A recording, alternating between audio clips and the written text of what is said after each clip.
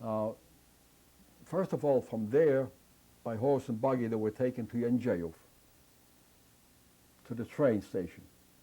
And there they were loaded into freight cars, taken to Treblinka. Now, Treblinka was not a concentration camp like Auschwitz, where they made a selection that young people temporarily would have a chance to work.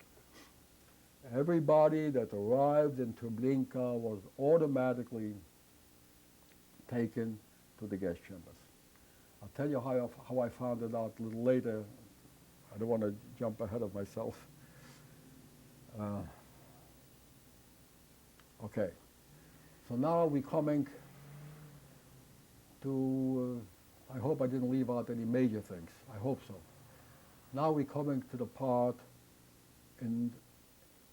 toward the end of February of 1943. I'm sorry. The end of January, later part of January 1943. The 25 people that were there in this area, Polish police, I left out something. Can I go back? Okay. When I told you that some people tried to get into this because there was no place to go, this was the only area that was still legal. There were some people, well-to-do people, that bribed right and left to get in. The Polish police in the area there found out that this particular guy was in business and he probably had some valuables or so. This was still in Lipnica. He would take this person out and execute him right out there to get whatever they could from him. All right? And it's an interesting story to it also, because there's one couple with a 1-year-old child that came in, and they took him out, and the Polish police, and executed him.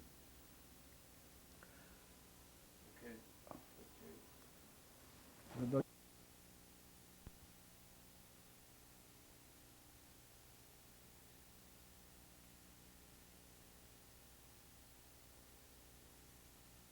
Oh. And okay. When they shot this fellow, his widow and the 1-year-old boy. So my cousin Esther took this little boy. She went to this village Węglishin, where she was born and raised and reared. And she managed to find for this little boy a hiding place. And she paid off handsomely with this nice diamond. And this little boy survived the war, and he is now a professor at one of Boston area's colleges or universities. What was his name? I really don't know. But his mother also survived, by the way. The widow also survived. Okay, so now I'll go back to the Polish police surrounded the area we were at, this house. Right. And by that time we were already familiar with that sound, knocking on the door. They gave us the 5 or 10 minutes to go. They already had mobilized their horse and buggies, and they took us to Yenjeyov. Don't forget that Yenjeyov was the main town in this district. They took us to the main square. By then, they already took care of the other area, the Lipnica, where Adam and Edja and Esther were staying. And we all met up at this square in Yenjeyov, surrounded by the German security guard, by the Einsatztruppen, the special forces, with machine guns. And we stayed there for a few hours, and they kept bringing in people from all over the area wherever they had this kind of forced labor, similar to the one that we were in. I would say there was about 200 people. I really don't know. 200 people. After a few hours, they loaded us onto military trucks. The one with the tarpaulin or canvas cover was a driver. Next to the driver was an Ukrainian guard with the weapons, of course.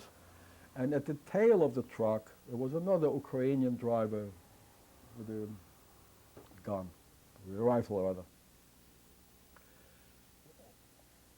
When we started out, we approached the main road going wherever we were going, we didn't know. Our consensus was that they're taking us to the forest to be shot. My brother-in-law, or cousin, Adam, had the idea that we should give this Ukrainian guard some of the jewelry. First of all, to tell us where we're going.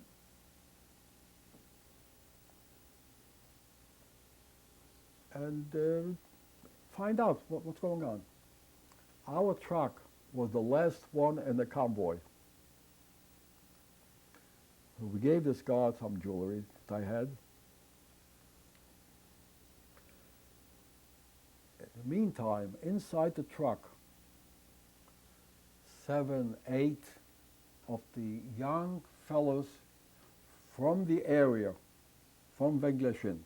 Among them, there were 2 cousins, Adam's 2 cousins from his father's side of the family.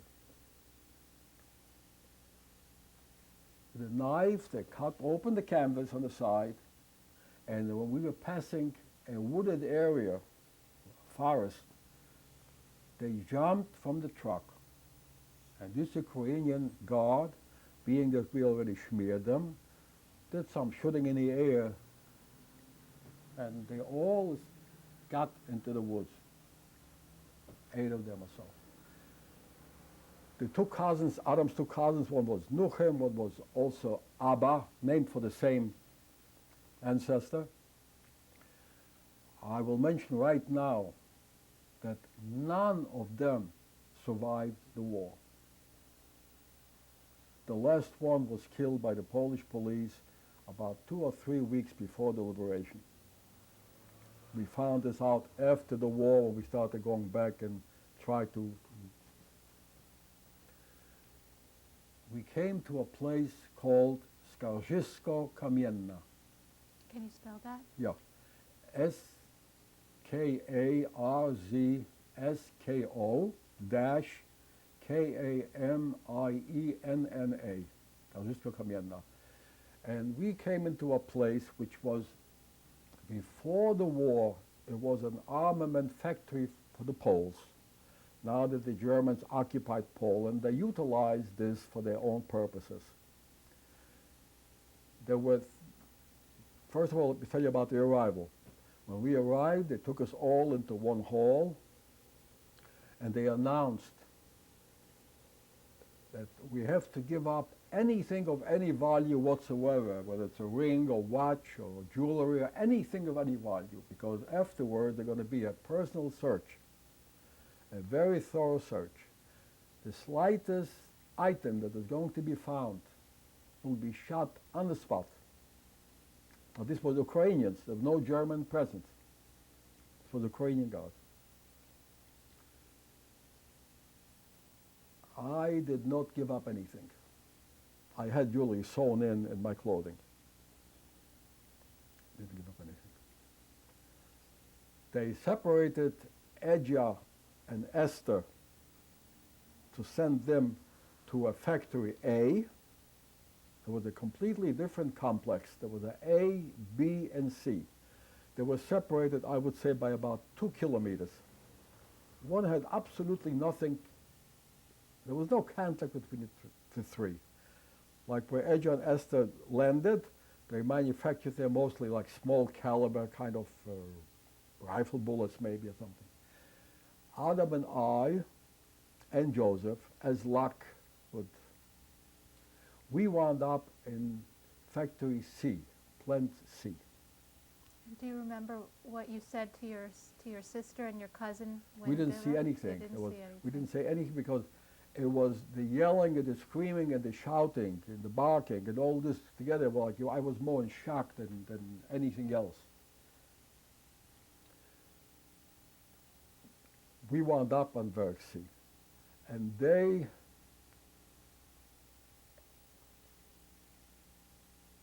put us to work for the time being on odds and ends. So what we had is barracks where we slept. About 100 yards we had to pass in order to get to the actual plant. The actual plant. We were led there, of course, by Ukrainian, heavily guarded. For some reason we had to pass to a neutral kind of zone. You were able to still keep your own clothes and everything? Yes, yeah.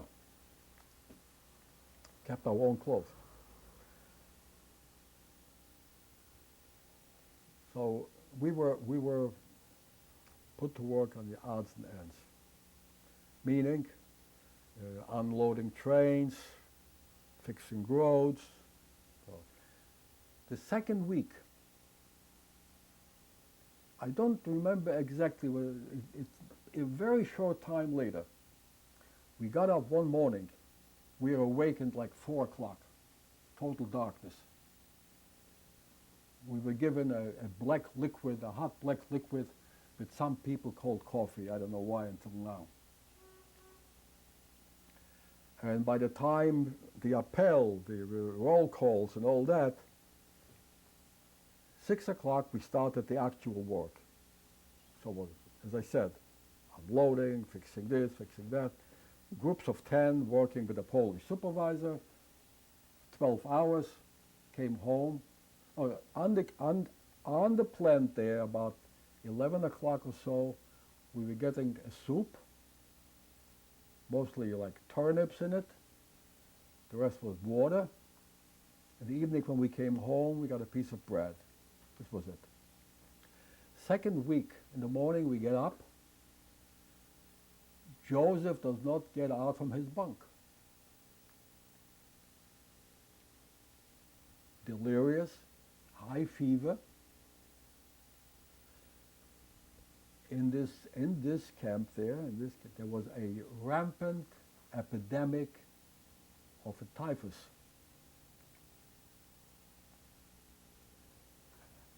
He's out. So Adam and I, go out. I don't think we got undressed there or we get dressed. We just lay down. Adam and I had to sleep on one bunk. It was 3 high. We slept together on the side, so that narrow. If I had to turn around, he would have to turn around with me. And we go to work. We come home in the evening. Joseph is no longer there.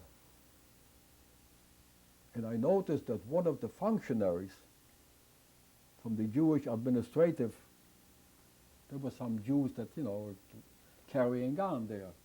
Because inside the living quarters, there was the Jewish police, Jewish chief. Only in the perimeter was guarded by Ukrainians. So one of the functionaries is wearing already my coat, because when I left this morning, I covered him with my coat. It was a long coat, a herringbone, and I covered him with my coat. I came home, I see the functionaries wearing my coat. Go in there, nobody there. It turned out that the policy in this camp was that after everyone left to go to work, they would go from barrack to barrack. Anybody left in there, whether he was too weak from starvation or from overwork or sick with the typhus, these were the 3 main reasons. They would take this person out and bring him to one barracks, which for some unknown reason to me was called Barrack Number 7. And during the day, a military truck would arrive on the premises there, and all these people that didn't go to work that day, for the reasons I mentioned before, were tossed up onto this truck, taken into the area where the plant was, where they had already mass graves prepared. They were dug. There was always, they had graves prepared.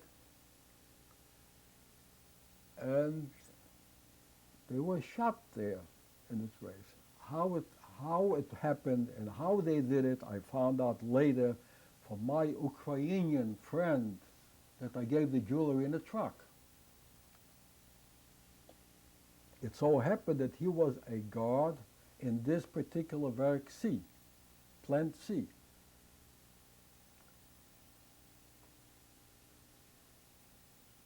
Joseph is dead. That's it. About a week later, 2 weeks later, I really don't remember, but we were still freelancing, fortunately.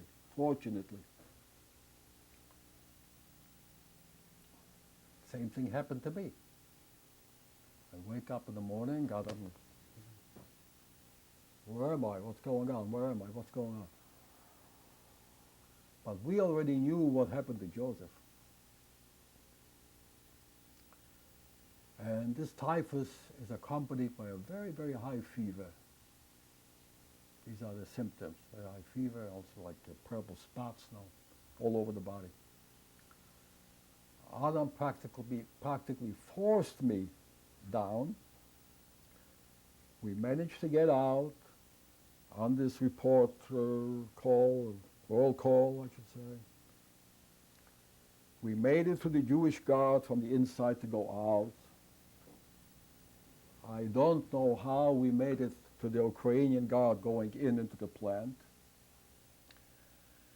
And as I said before, there was about 10 of us under a Polish supervisor, like a foreman. At that time we were working fixing roads. We gave him some of the jewelry, and I was hidden in the tool shed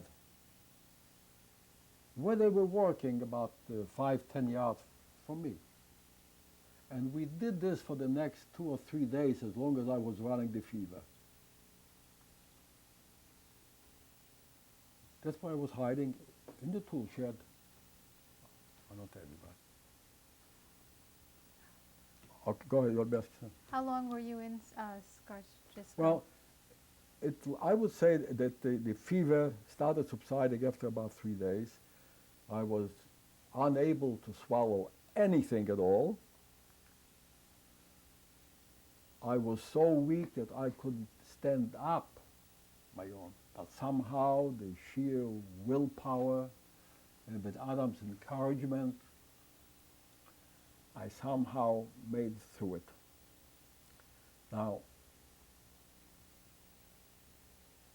in this, our living quarters in these barracks there, we had cold running water, but we did not have hot water there. There was no hot water in the entire camp, a few thousand people.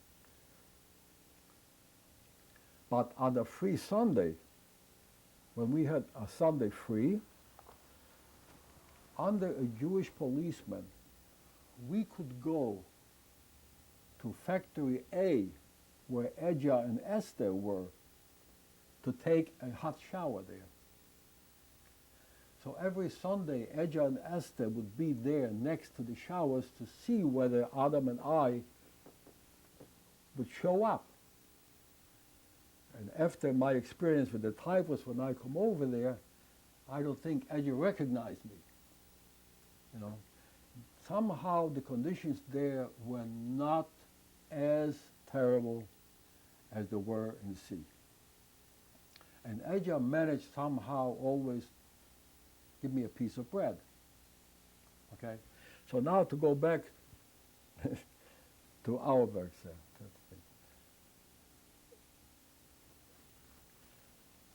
From the starvation, people just died like flies. If they didn't die of starvation, they died of the typhus. So either way, there was no chance of survival there in normal circumstances, meaning that from the food that they provided, it was totally impossible to last more than, say, 3-4 weeks by any standards. So, this Ukrainian guard that we gave some jewelry, occasionally managed to give us a soup, occasionally a piece of bread, occasionally. Then they shifted us, they transferred us, I should say, from this odds and ends kind of job. They transferred us into the production area of activities there. So Adam and I were assigned into manufacturing artillery shells. I was assigned to bringing the empty shells into the hall, and Adam was walking around with a pail, with a liquid, whatever was supposed to be the explosive was at that time in a liquid form. It was heated up, it was a liquid form, poured into the shell, it was like in an upright position like a bottle. Very tremendous shells, tremendous. Each one weighed about 40 pounds, 50 pounds. They would fill it up, from there we'd go to the next stage, into the next stage, and so forth. The work there was murder. It was brutal, impossible. But somehow we managed. Now the group of people that I worked with in loading those shells to get into the next stage, every week or so I saw new faces. First they started, their appearance changed. Their eyes, their shoveling, it was terrible, absolutely terrible. Every few weeks, 2 weeks, a week, new people, new faces and so forth. But they always managed to get in new transports. This was 1943, and this was when they liquidated the ghettos. They had an excess of manpower. So when another 200 people came in, they did what Adam and I used to do, freelancing, until they needed to replenish the people to keep the plant going. Now, how long were you in this camp altogether? In this camp, I was 18 months. But one point that I do want to bring out was that, okay, the night shift, this was 1 week night shift, 1 week day shift. The night shift was from 5 in the afternoon or evening till next morning, 6 o'clock, with a half-hour break for a soup or something. 13-hour shift. If you add the 2 hours prior to that until we got set, if you add the hour afterwards, you know what is left. Now, the following week when we had day shift, they also made us work 13 hours. We took over their shift 6 o'clock in the morning. We worked till 5 in the afternoon when the new shift arrived to take over. And we were taken at that time to unload raw materials that was needed to produce the armaments. So whether it was day shift or night shift, we worked 13 hours. Now, to unloading the crates from the trains for the raw materials, there was large wooden crates. They weighed about 150 pounds or 200 pounds. There were a few people inside bringing it to the door to the freight train. We would take it on the back, walk with it to the designated area. It was a brutal kind of thing. I mean, unbelievable so. What do you think enabled you to survive? Beg your pardon? What do you think enabled you to survive? Okay. One thing that helped us was that my cousin or brother-in-law, Adam, was a very, very resourceful guy. very resourceful fellow. After we worked in the plant, there were these Polish supervisors. These Polish supervisors, in the Polish times, they worked there as a regular crew. And at this particular point, they supervised the Jews. They were also were eager to trade a bit. So when a new transport of inmates arrived, they were very anxious to sell something of whatever they had, whether it was a piece of jewelry, or the ring, or a watch, or even a shirt. So Adam made contact with these Poles there. And they would buy something, pay them something in bread and soup, and Adam would get some commission in the form of soup that he shared with me. This is to answer your question. So where did you go from this camp, from Skarzysko? Okay. Before that, escapes from the camp. During the 18 months that we were there were about 10 attempts. Now, to escape from the plant part, it was impossible to escape from the living quarters of the barracks because the Ukrainians were on the perimeter there. But from the plant, it wasn't impossible to escape. It was not like electrified wires or something. It was just a patrol.